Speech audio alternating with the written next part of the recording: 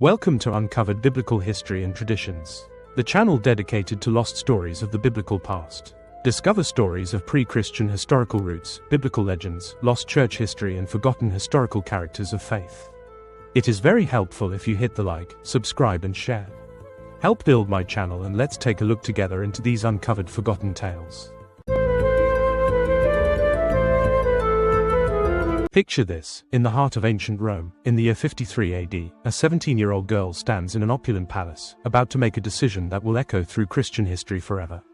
She's not just any teenager, she's a British princess, adopted daughter of the most powerful man on earth, and a Christian living under an emperor who has sworn to exterminate her faith. Her name is Claudia, and her story is about to unfold in ways that will shake the very foundations of the Roman Empire. This isn't the sanitized version of early Christian history you might remember from Sunday school. This is a tale of forbidden romance, political intrigue, imperial betrayal, and ultimate sacrifice that reads like a Hollywood thriller, except every detail is documented in ancient martyrologies and carved in stone. The story begins with one of history's most dramatic reversals of fortune.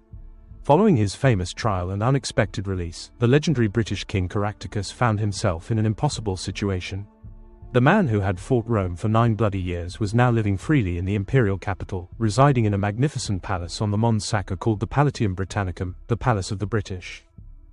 But Caractacus wasn't alone. His entire royal family had been brought to Rome as captives, yet they were granted freedoms that defied every convention of Roman conquest.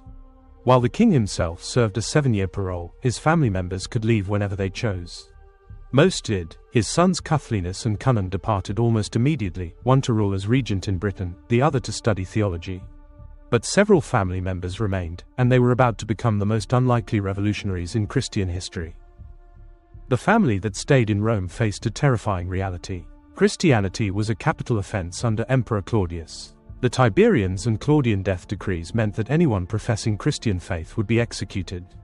Yet these British nobles had already committed their lives to Christ under the guidance of St. Paul himself.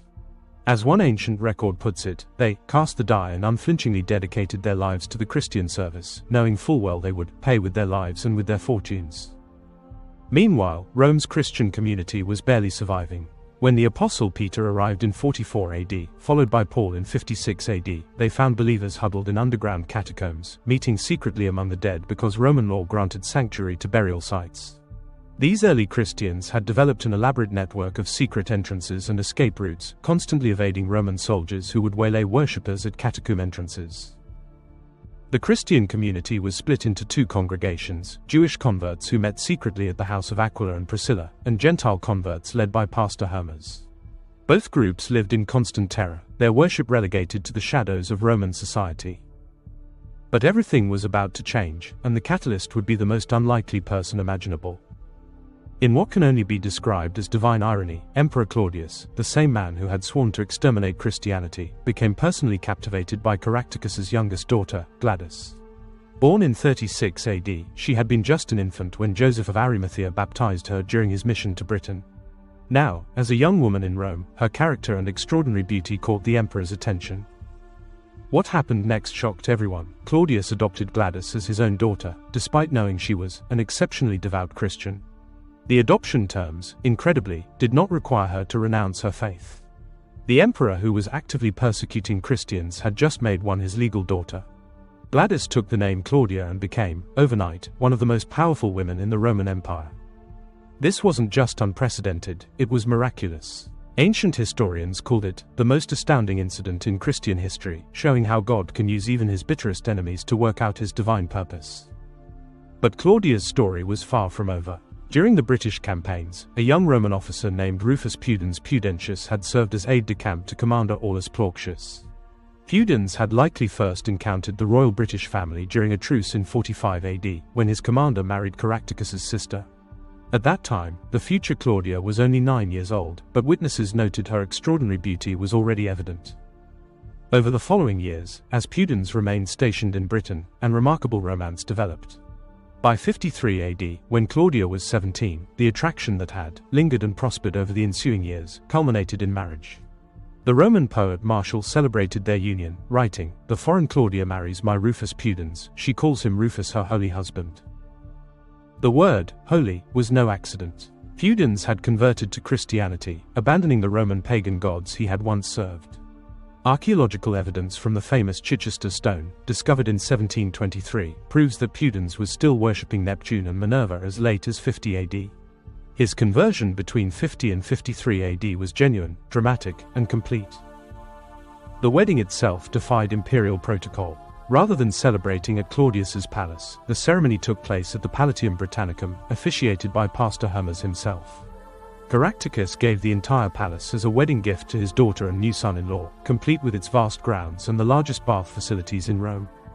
But this palace would become far more than a residence. Under Claudia and Pudens, it transformed into what Pastor Hermes called the Amplissimus Pudentes Domus, the most magnificent house of Pudens, serving as a hospitium, or house of hospitality for Christians from around the world.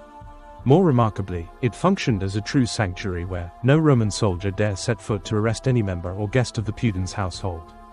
The scale was breathtaking. Pudens brought 400 servants from his Umbrian estates, 200 men and 200 women, all born on his hereditary lands. The palace operated like a small city, welcoming persecuted Christians from across the empire and providing them safety in the heart of Rome itself. The family's Christian commitment came at the ultimate cost. One by one, family members paid with their lives for their faith. The palace eventually became the only property owned by the Christian Church in Rome until Constantine's time, deeded by Timotheus, Claudia and Pudens' eldest son, who was among the last family members to be martyred. Ancient martyrologies preserve fragments of their stories, heartbreaking accounts of torture and execution that were largely forgotten as centuries passed. As one historian noted, a dark curtain shrouded the glory in somber shadows, yet their sacrifices proved essential for Christianity's eventual triumph. The story isn't without its villains. The Chichester stone inscription reveals the involvement of Tiberius Claudius Coggijunus, a British king who betrayed Caractacus to the Romans. For this treachery, he received Roman honors and protection, but British culture responded with the ultimate punishment, complete erasure from historical memory. Celtic law branded him Bradwar, traitor, and the bards assigned him to oblivion.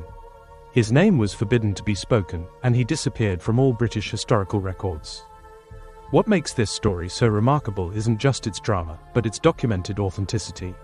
The Chichester stone provides concrete archaeological evidence. Roman martyrologies preserve the dates and details. Ancient poets like Martial celebrated the romance. Every element can be verified through multiple historical sources. More importantly, this story reveals how Christianity gained its foothold in the highest circles of Roman power.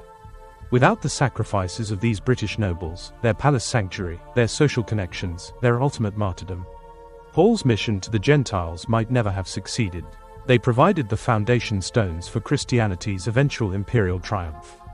The teenage princess who stood in that Roman palace in 53 AD, choosing love and faith over safety and power, could never have imagined how her story would inspire believers for 2,000 years. Claudia and her family paid the ultimate price, but their secret palace became the launching pad for Christianity's conquest of the Roman Empire. In the end, the emperor who sought to destroy Christianity unwittingly facilitated its greatest victory. The British captives who could have lived safely as honored guests instead chose dangerous faith. And a teenage romance born in the midst of war became one of Christianity's most powerful testimonies to the triumph of love over hate, faith over fear, and sacrifice over self-preservation. Today, when we speak of early Christian martyrs, we often forget these British nobles who opened their palace doors to the persecuted, their hearts to dangerous faith, and their lives to ultimate sacrifice. Their story reminds us that some of history's greatest victories happen not on battlefields, but in the quiet choices made by individuals willing to risk everything for what they believe. The palace of the British stood as sanctuary for years, its very existence a testament to the miraculous way divine providence can work through the most unlikely circumstances. From the ashes of war came love. From the heart of persecution came sanctuary. And from the sacrifice of a few came salvation for many. That's the real story of the secret Christians of Imperial Rome, not just believers hiding in catacombs, but royalty transforming palaces into sanctuaries, turning the tools of oppression into instruments of liberation, and proving that sometimes the most powerful revolutions happen not with swords, but with open doors and willing hearts. Picture this, it's 56 AD, and the most fashionable address in all of Rome isn't owned by a Roman senator or imperial family member. Instead, the cultural heart of the eternal city beats within walls inhabited by British royal prisoners, former enemies who've transformed their captivity into the world's most influential Christian sanctuary. At the center lies a family secret so explosive it rewrites everything we thought we knew about the early church. This is the story of the Palatium Britannicum and the stunning revelation that connected the Apostle Paul to British royalty in ways that would echo through centuries. Our story begins with tragedy and divine appointment. Leir VIII, the legendary ruler immortalized as Shakespeare's King Lear, died as a Roman hostage, his capture representing Caesar's attempt to break British resistance by holding their royal bloodline captive. But death set larger forces in motion.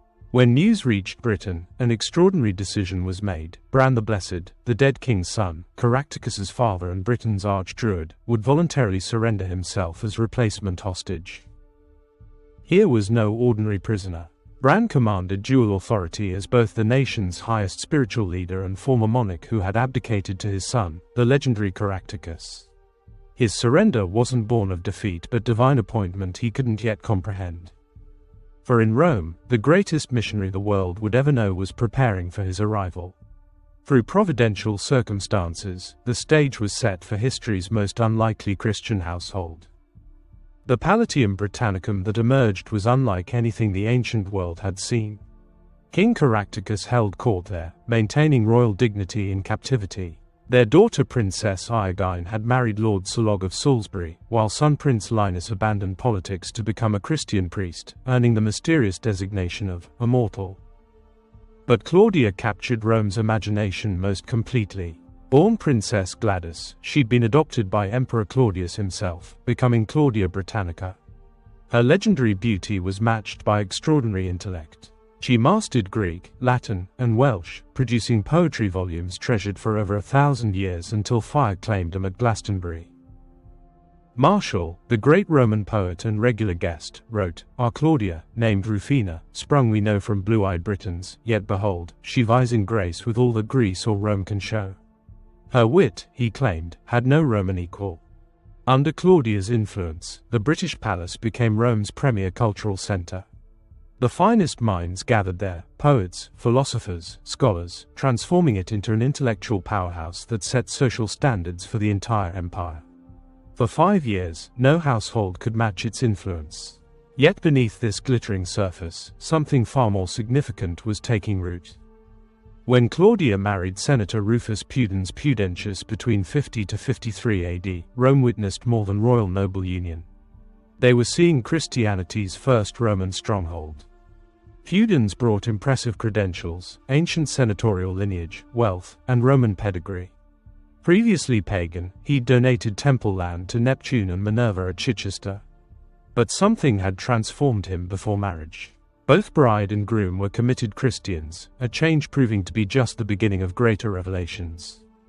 They quickly became parents to 4 children whose names should be written in red and spiked with nails of gold on Christian walls: Timotheus, named for Saint Timothy, daughters Pudentiana and Praxedes, and young Novatus. These children grew up in unprecedented circumstances, raised literally, at the knee of Saint Paul, according to Roman martyrologies, in the household known as the home of the apostles. What transformed the palace from cultural center to sacred sanctuary was its role as Christianity's first official Roman headquarters. When Jesus instructed disciples to inquire who in it is worthy, and there abide, the Palatium Britannicum fulfilled that commandment perfectly. Here was wealth to support Christian activities, social position for legal protection, and courage to openly declare for Christianity when such declaration could mean death. They became the first prominent Roman household to publicly embrace the way, offering sanctuary to apostles, disciples, and converts empire-wide. The community was extraordinary. Justin Martyr made his home there. Pastor Hermas provided spiritual guidance. Nearby lived Aulus Plautius and Pomponia Graecina, Caractacus's sister, creating an extended network of converted British nobility. But the most honored guest was Saint Paul himself. Historical records reveal an intriguing puzzle. While scripture indicates Paul spent only 2 years in his provided residence, contemporary writers confirm a 10-year Roman association. More mysteriously, sources note Paul consistently preferred residing with the Pudens family. Why would the great apostle choose this household when he had his own residence? Why such intimate connection that he personally oversaw their children's upbringing? And why does Romans contain the curious salutation, "Salute Rufus, chosen in the Lord, and his mother and mine"? For centuries, that phrase puzzled commentators. Some suggested spiritual mother, but 25 years had passed since Paul's Damascus conversion, by Christ himself, not human agency. The reference suggested something far more literal and remarkable. The truth was stunning enough to rewrite apostolic history. St. Paul and Senator Rufus Pudentius were half-brothers. The evidence is overwhelming. Paul identifies as a Benjamite Jew with Roman citizenship, requiring Jewish parents. Yet Pudens was undeniably a Roman senator's legitimate son, inheriting estates impossible for illegitimate children. The solution, their shared mother, Priscilla, a Jewish Benjamite woman who married into Roman nobility after Paul's birth. When Paul wrote his salutation to Rufus, chosen in the Lord, and his mother and mine, he was acknowledging a decades-long family reunion. This explains everything mysterious about Paul's Roman ministry. He didn't prefer the palace as guest, he lived there as family. His intimate involvement with Claudia's children wasn't friendship but natural uncle duties. The household's immediate Christian embrace wasn't just conversion but family uniting in shared faith. Priscilla had completed an extraordinary spiritual journey, from Judean birth through Roman noble marriage to Christian conversion alongside her sons. When Paul arrived in 56 AD, he found not just safe haven but a mother unseen for decades and a half-brother who'd become Rome's most influential Christian leader. The four children grew up in unimaginable circumstances, simultaneously British royalty, Roman nobility, and apostolic Christians. They received direct instruction from Christianity's greatest missionary, learned from visiting apostles, and witnessed their home's transformation into Rome's first major Christian sanctuary. Timotheus was named for Saint Timothy, Paul's beloved son in Christ. Pudentiana's birth was celebrated in Martial's poetry. Praxedes and Novatus completed this remarkable family representing Christianity's future. Yet privileged upbringing led not to ease but ultimate sacrifice. All four eventually died as Christian martyrs, their royal blood providing no protection when they chose faith over safety. Their martyrdom demonstrated Christianity's power to transform society's highest levels and inspire absolute commitment across generations. The Palatium Britannicum represents history's most remarkable convergence. Through divine providence, British royalty, Roman nobility, and apostolic Christianity were woven together in a household that changed the ancient world. This wasn't just another early Christian community, it was the first prominent Roman household to openly embrace Christianity, the primary headquarters for apostolic ministry, and the training ground for Christian leaders who'd carry faith throughout the empire. The family connections, Paul's brotherhood with Pudens, Claudia as apostolic sister-in-law, children as royal martyrs, explain Christianity's rapid spread among Roman upper classes. When British princesses and Roman senators publicly embraced faith, when an emperor's adopted daughter became an apostle's sister-in-law, when noble children were personally trained by history's greatest missionary, Christianity ceased being a religion of the oppressed and became a civilization-transforming faith. The British palace proves God's plans unfold in unexpected ways, using earthly circumstances for eternal purposes. In transforming royal captives into Christian converts, enemy prisoners into apostolic family, and cultural center into sacred sanctuary, the Palatium Britannicum reminds us that impossible situations often become miraculous transformation settings. Somewhere in Rome's ancient stones, echoes still whisper of when British Druids knelt before Christian altars, Roman senators became brothers to Jewish apostles, and Western civilization was forever changed by one extraordinary family's faith. Welcome back to Uncovered Biblical History and Traditions, where we dive deep into history's most shocking untold biblical stories. I'm your host, and today we're about to shatter everything you think you know about the origins of Christianity in Rome. What if I told you that the first Christian church in Rome wasn't founded by St. Peter? What if the first bishop of Rome wasn't even Roman, but was built by British royalty living in a palace that still stands today? Before you dismiss this as fantasy, know that every word I'm about to share is documented in historical records that the Vatican itself has preserved for nearly 2 millennia. This is the story of the greatest cover-up in Christian history, not because it was hidden, but because it was forgotten. Our story begins with a puzzle that has baffled biblical scholars for centuries. According to Scripture, the Apostle Paul spent only 2 years in his provided home in Rome. Yet historical records show he was connected to the city for an entire 7 years. So where was Paul during those mysterious 7 missing years? Traditional scholars assumed he was imprisoned or in hiding somewhere in the Mediterranean. They were wrong. Paul was traveling back and forth between Rome and Britain, orchestrating what would become the most successful religious revolution in human history. To understand how this is possible, we need to meet one of history's most remarkable women, a British princess whose name has been systematically erased from modern Christian memory. Her name was Claudia, and her story reads like something from a Hollywood thriller. Born into British royalty, she was captured during the Roman conquest of Britain and brought to Rome as a prize of war. But instead of being enslaved, she was adopted by Emperor Claudius himself, becoming part of the imperial family. Claudia married Rufus Pudens, a Roman senator, and together they owned one of the most magnificent residences in Rome, the Palatium Britannicum, the Palace of the British. This wasn't just any house, it was a statement of power, wealth, and influence in the heart of the empire. But here's where the story takes an extraordinary turn. Claudia wasn't just any British princess, she was already a Christian. Years before Paul ever set foot in Rome, she had secretly converted to this dangerous new faith. And she wasn't alone. When Paul finally arrived in Rome, he wasn't walking into unknown territory. His own relatives were already there, waiting for him. Andronicus, Jr., and Herodian, 3 family members who had converted to Christianity and were part of an underground network that had been operating in the capital for years. But Paul's primary destination wasn't some humble house church. He was headed straight to the Palace of the British, where Claudia and Pudens had been secretly hosting Christian gatherings. Under the cover of royal privilege and senatorial immunity, they had created the most audacious safe house in the empire. Imagine the scene when Paul arrived. The battle-scarred apostle, fresh from shipwrecks and beatings, walking through the marble halls of a palace to embrace his sister-in-law Claudia and his half-brother Pudens. Picture the children, future saints and martyrs, gathering around their Uncle Paul as he shared stories of his travels and his vision for the future. This wasn't just a family reunion. It was a strategic summit that would change the course of world history. Paul had come to Rome with a vision. He wanted to establish the first above-ground Christian church in the empire, right under Nero's nose. But this wouldn't be some modest house church tucked away in a back alley. Paul envisioned something that would serve as an indestructible foundation for Christianity among the Gentiles.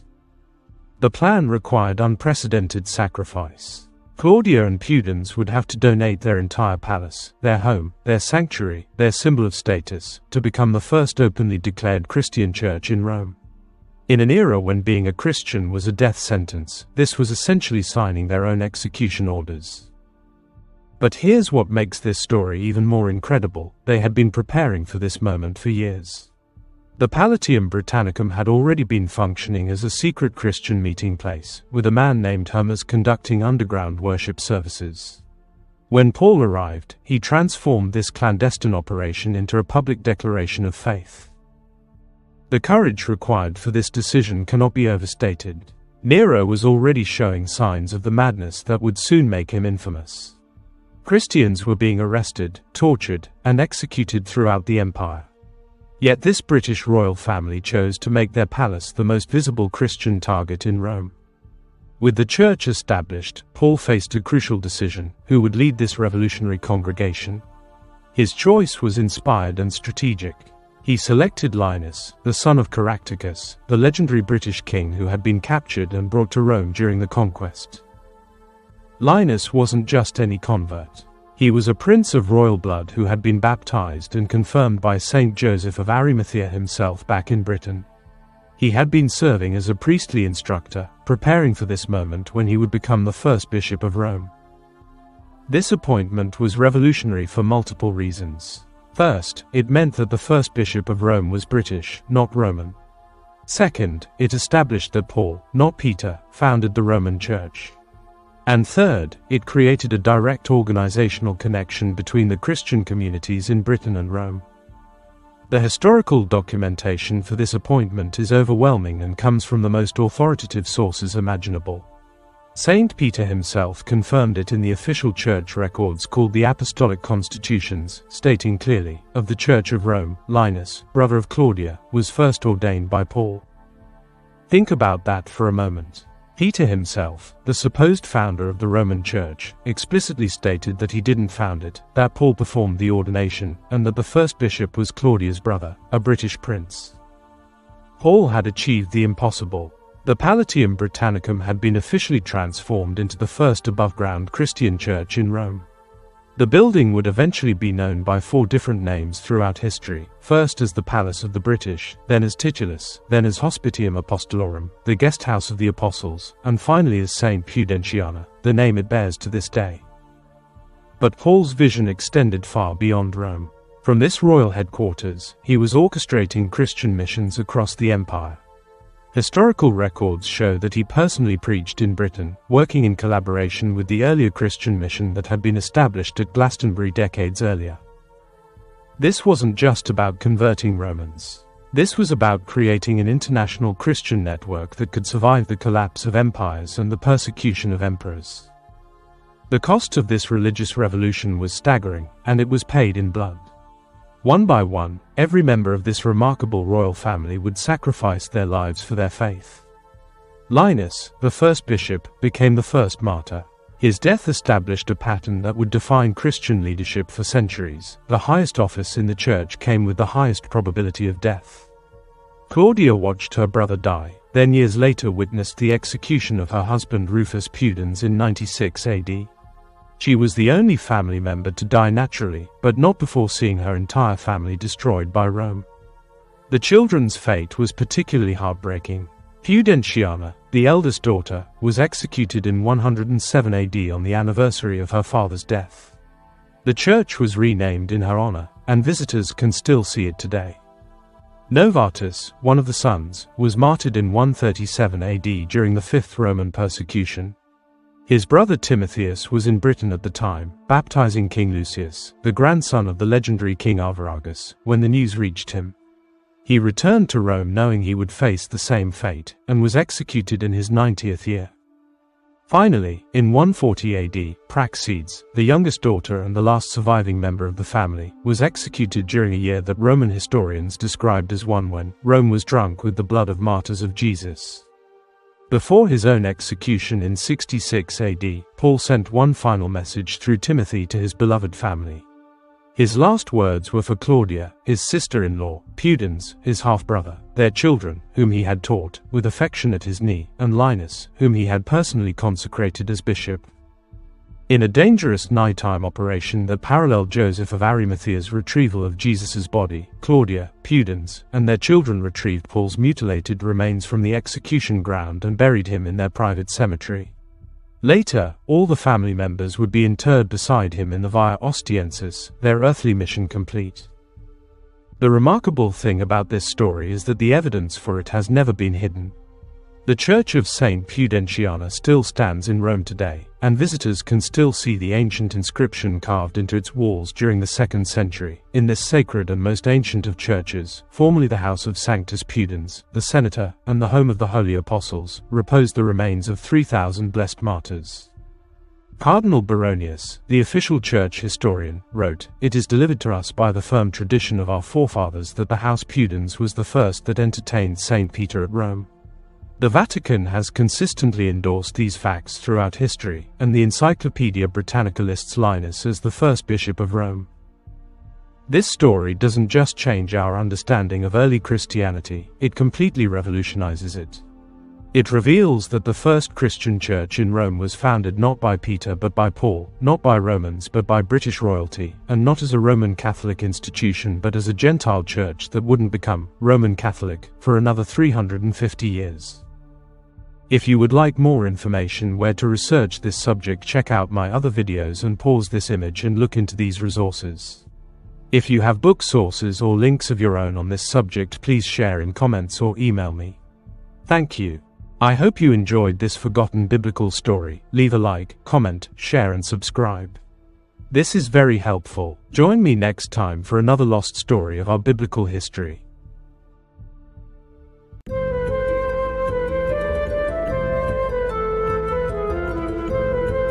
Thanks for watching. If you enjoyed this video, don't forget to like, comment, share and subscribe for more great content. Hit the notification bell so you never miss an update. See you in the next video.